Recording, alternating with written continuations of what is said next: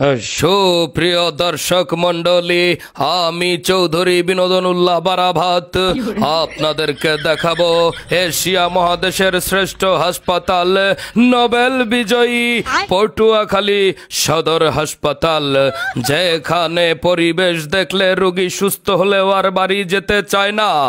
এত সুন্দর পরিবেশ দেখে রোগী এখানে থেকে যাওয়ার জন্য হলেও আবার রোগ জন্মাইয়া হলেও এই হাসপাতাল থাকতে চায়, যেখানে রোগীদের পুষ্টি চাহিদার কথা চিন্তা করে সিঁড়িতে আম গাছ জাম গাছ লাগানো হয়, যেখানে রোগীদের পকেট না কেটেই লন্ডনী স্টাইলে চিকিৎসা সেবা প্রদান করে থাকেন, যেখানে নার্সদের ব্যবহার একদম আপন বউয়ের মতো।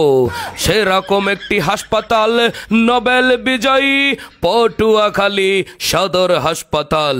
এক পা দু পা করে সামনে এগিয়ে জরুরি বিভাগে আসলেই দেখতে পাবেন এক ঝাঁক তরুণ ইন্টার্নশিপ স্টুডেন্টরা ডিউটি পালন করছেন, কিন্তু ব্রাদারের চেয়ারটি খালি।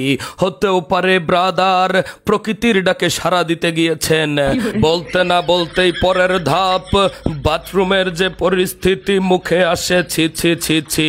আপনারা জেনে খুশি হবেন যে রোগীরা এখন আর কেউ বেডে রাত কাটান না, বেডের থেকে বাথরুমে রাত কাটাতেই তারা বেশি স্বাচ্ছন্দ্য বোধ করেন, কারণ এই বাথরুম কোনো যেই সেই বাথরুম নয় রে লায়লা। এই বাথরুম হলো এশিয়া মহাদেশের শ্রেষ্ঠ হাসপাতাল পটুয়াখালী সদর হাসপাতালের বাথরুম, যেই বাথরুম প্রতিদিন 12টি জাহাজ হারপিক দিয়ে এই হাসপাতালের বাথরুম পরিষ্কার করা হয়। এখানে রোগীদের পুষ্টি চাহিদার কথা চিন্তা করে বাথরুমের মধ্যে আম গাছ জাম গাছ সহ সিঁড়িতে পর্যন্ত আম গাছ রোপণ করা হয়। এই হাসপাতালের ডাক্তাররা কখনোই হাসপাতালের বাইরে ক্লিনিকে ভিজিট নিয়ে রোগী দেখেন না। 24 ঘন্টায় এই হাসপাতালে মানবতার সেবায় নিয়োজিত থাকেন এবং পরীক্ষা নিরীক্ষার জন্য কখনোই কোনো ক্লিনিকে রেফার করা হয় না, এবং ক্লিনিকের কোনো দালাল টেস্ট নেওয়ার জন্য হসপিটালে আসেন না। এবং ডাক্তারদের ডিউটি যদি থাকে সকাল 9টায়, তারা এখানে ভোর 5টায় এসে উপস্থিত হন।